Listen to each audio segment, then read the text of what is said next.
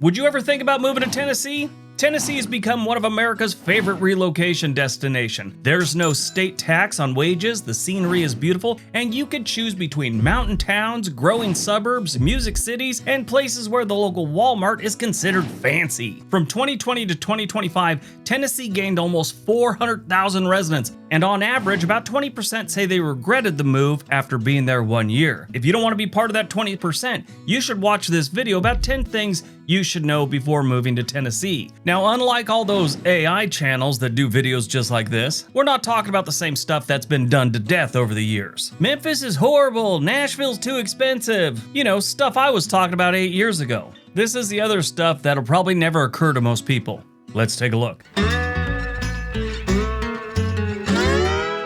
Number 10, roadkill for dinner. In Tennessee, you could legally have a deer you ran over for dinner. Yeah, if you hit a deer on the highway, you could load it up in your trunk and take it home for dinner. Now, you do have to alert the authorities. The Tennessee Wildlife Resource Agency or local law enforcement must be notified within 48 hours. That's just for deer. Now, if you kill a bear on the highway, that's a little bit different. This requires what is known as a possession tag from a wildlife officer. So don't start loading one up into the family minivan based on enthusiasm alone. Now, to a lot of outsiders, this may sound really strange, especially if you're coming from a city, but many rural residents see it as a practical way to avoid wasting usable meat. These people looked at roadkill and created a leftover policy. That's amazing. But yeah, just notify the proper agency before taking the deer. Never take an animal that may have been illegally hunted, meaning you find on the side of the road it's got a bullet in it and it ain't deer season. Don't take that one home. They're gonna have some questions for you. And then of course, use common sense to determine whether the meat is safe. And if you live in rural Tennessee, you've probably been hunting your whole life, so you probably know this. It's the outsiders that don't.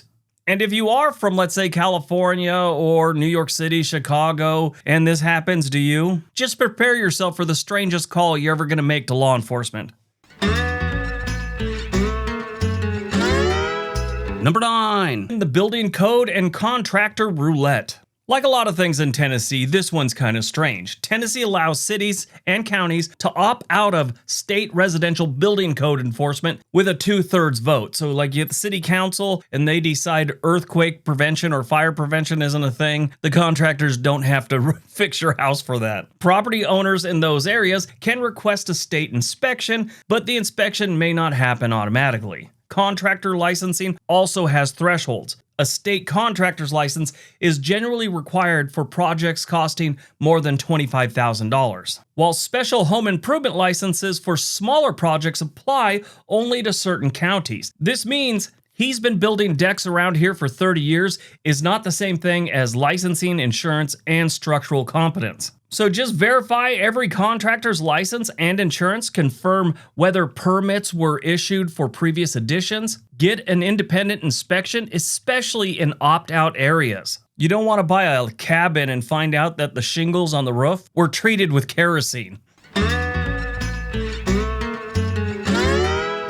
Number 8, Tennessee's got a lot going on underground. Large parts of Tennessee contain karst terrain, which is limestone country filled with caves, springs, underground drainage, and sinkholes. This creates beautiful landscapes and some extremely creative property problems. Groundwater and karst areas can also be more vulnerable to contamination because water travels quickly through the cracks and underground channels. Now, that is something that you will find in a lot of Tennessee. They've got amazing caves. I know there's this one concert venue that's inside a cave, and the acoustics are supposed to be amazing. I got to go there someday. I forget what it is offhand. Let me know in the comment section if you know what that really cool underground concert, I don't know if it's concert hall or whatever. But if you're coming from someplace like California where we don't even have basements out there because of the sand and earthquakes and all that, some people do, but around 99% of Southern California do not have basements because of the soil, which is mostly sand. You got a whole different set of problems when you moved into a karst area. Now, their sinkholes aren't as big a problem as they have in Florida where they just appear out of nowhere. Years ago on like IDTV or something like that, this family in Tennessee thought the dad ran away with someone and just left the wife and all this. And, they're hating on him for about 5 years. And then someone found him in a sinkhole. So this poor dude had been laying in a sinkhole for like 3 years. And if they wouldn't have automatically assumed he ran off with his secretary or something like that, he might have been saved. That's how my Latina wife was when I was young.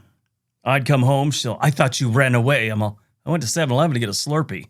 So yeah, if you buy property in Tennessee, make sure you get a geological survey. Number 7, Greenbelt savings can return as a tax bill. Tennessee's Greenbelt program can reduce property taxes on qualifying agriculture, forest, and open space land. This can make acreage more affordable to hang on to. Sometimes people just own land that they're not doing anything with, and this makes it easier to hold on to because they lower the taxes for you. However, changing the use of that land may trigger rollback taxes. For agriculture and forest land, the rollback generally covers the previous 3 years of tax savings. Open space land can go back 5 years. It's nice to have that pasture with the tax discount, but the discount has a memory, and you got to be on top of that one. Ask whether the land is currently enrolled in Greenbelt. Request an estimate of possible rollback taxes before you buy the property and start building a house. And you can also make them pay the rollback taxes in the purchase contract. Always get it in writing and talk to the county assessor. Number 6, Tennessee is a freshwater wildlife powerhouse. Tennessee is ranked first among the states in freshwater fish diversity, with more than 325 fish species. It also contains 7 of the 8 most ecologically rich rivers in North America. Now, that's according to the Tennessee Wildlife Resource Agency, or TWRA. This makes fishing, kayaking, wildlife watching, and river exploration a much bigger part of life than many relocation videos suggest. Tennessee isn't just mountains and country music, it's also home to an aquatic population that appears to have ignored all reasonable occupancy limits. The downside is the river health and development can become major local issues, especially in fast-growing communities. Now, this is one thing I will tell you about Tennessee, especially Kentucky's this way also.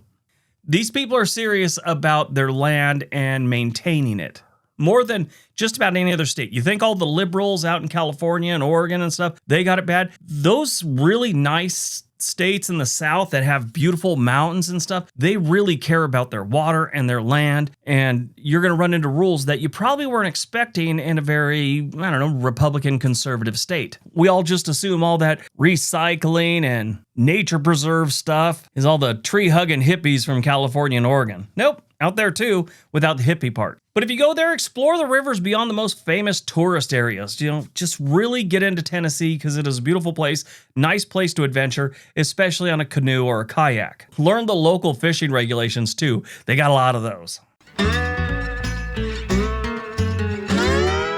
Number 5, fire protection might be a subscription service. In some rural Tennessee areas, fire protection is funded through annual subscriptions rather than ordinary county taxes. So buying a house doesn't always mean the fire department membership has been paid. For an example, Union City provides rural fire protection outside the city through subscription.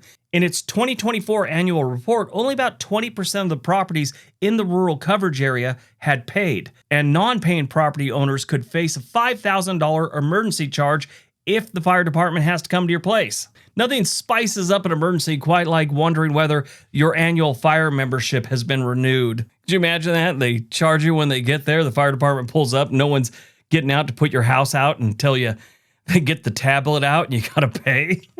And there's a tip section there, so you gotta tip the fireman. It's like, can I tip afterwards? This tipping culture is out of hand. So if you move to Tennessee and you buy a house that's outside the city limits, make sure you know exactly which department services your address. Find out whether the annual subscription is required. That might sneak up on a lot of people.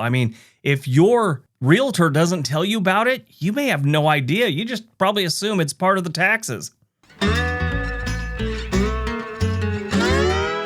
Number 4, that new house may have a drug lab history. Tennessee's past math problem, I don't want to get demonetized, left some homes, apartments, motels, sheds, and other buildings contaminated by chemicals used during the illegal drug production. A property used in the making of meth can be quarantined until the property is evaluated and declared safe for human use.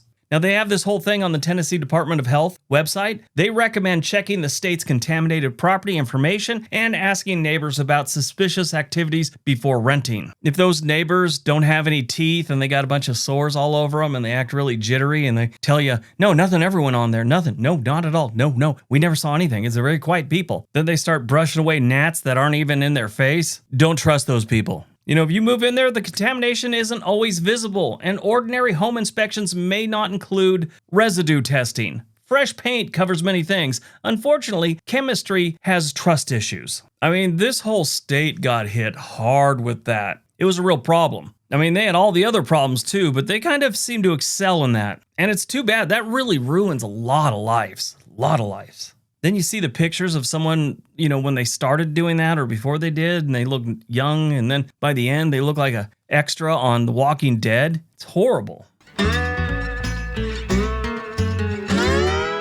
Number 3, your lakefront home may become a mudfront home in winter. Many Tennessee lakes are TVA reservoirs built for flood control, power generation, navigation, and recreation. TVA is Tennessee Valley Authority. TVA intentionally lowers many reservoir levels during the colder months to create storage space for winter and spring rain. The change can be dramatic. North's reservoir normally varies by about 29 feet between summer and winter.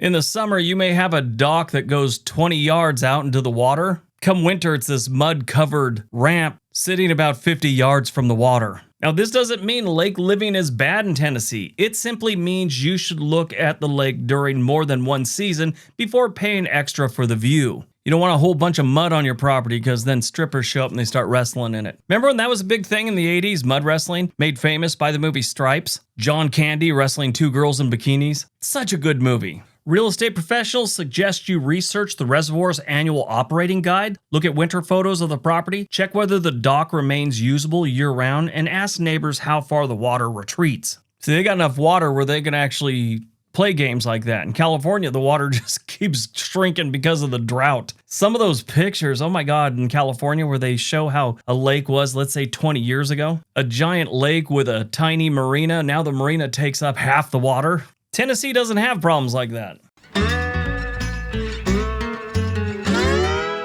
Number 2, alcohol laws are surprisingly local and expensive. Tennessee's got some really funky alcohol rules, and it could change from county to municipality to small town. This is because voters get to decide whether certain sales are allowed. A town may have a restaurant serving drinks while nearby unincorporated areas operate under different rules. Drinking can also carry a 15% liquor by the drink tax on top of the regular state and local sales tax. Your cocktail may arrive with enough government participation to qualify as a committee meeting. Yeah, you know, they got some really weird rules in the South when it comes to alcohol. I mean, they got counties that are dry counties. You don't find much of that out west. And really, you don't find much of it in the Northeast. It's, for the most part, the South. I mean, you will find some that are sprinkled throughout the United States, but a majority of the dry counties, you're going to find in the South. Now, if you're not a drinker, none of that really matters. But if you like to go out and have a glass of wine, maybe you like to hit a happy hour now and then, this could be a problem. Some people, I get it. Doesn't matter to them. But you're not everyone. Some people do care about this. I don't think it's one of those things that would stop someone from moving someplace, but if you're kind of on the fence, maybe it will. So check local rules if restaurants and nightlife matter to you. Don't assume every county has the same package store options. Expect restaurant alcohol to cost more than the menu prices suggest. Business owners should research city, county, and state licensing separately, or you're going to be loading up your trunk with beer just to come home and have a drink. All right, before we get to number 1, I guess I never ask this as much as they suggest I do. Could you please hit the like button and subscribe? It really helps the channel these days with the way YouTube is doing things. It'd be very much appreciated. All right, on to number 1. And number 1, the wild hogs of demolition. Wild hogs are officially considered destructive wildlife in Tennessee, so if you're buying rural, this could be a problem. They can tear through fields, gardens, lawns, creek banks, and wildlife habitats while searching for food. They also contribute to erosion, pollute waters, and carry disease harmful to livestock and to people. I've seen what a group of hogs can do to some property. You see farmers that, from Tennessee or any place that has something that the hogs will go after, they'll grit their teeth when you bring up hogs. Nothing like going out in your farm, looking at your land, seeing how things are going, and finding an area that's been trashed so bad it looks like someone was drinking and got a hold of the keys to a bulldozer. It's not good stuff. I mean, I have a pig. I don't know if you know that. If you watch this channel long enough, you see me talk about McMuffin. I have a pig, and my backyard is trashed. We gave up on grass a long time ago with her, and she's lazy as hell. Wild hogs, they got some energy, like they got into one of those math things. So if you buy some rural property, look for rooted soil before buying rural property. Ask neighbors whether wild hogs are active nearby, protect gardens, feed, and livestock areas, and contact the TWRA before attempting a large-scale control mission. And never assume your decorative backyard fence will stop an animal built like a ham-powered tank. So should you move to Tennessee? Tennessee can be a great place to live. The state offers beautiful scenery, free state parks, no tax on wages, plenty of rural land, and several very different regions for the choosing. But Tennessee rewards people who research the exact county, town, and property rather than falling in love with the state as one giant idea. Taxes, rental laws, fire service, building codes, medical care, internet access, and even alcohol rules can change depending on where you land. Do your research. I mean, I hope my video is part of your research, but you should definitely go beyond what I'm telling you. So would you move to Tennessee? I mean, no one wants to move to Memphis, but would you move to Knoxville or maybe Nashville? Maybe even Pigeon Forge or one of the many suburbs they have like Murfreesboro. Let me know in the comment section below. And if you like today's video, you're probably gonna love this one right here. It's about the fastest dying cities we have in the United States. Everyone have a great day. Be nice to each other.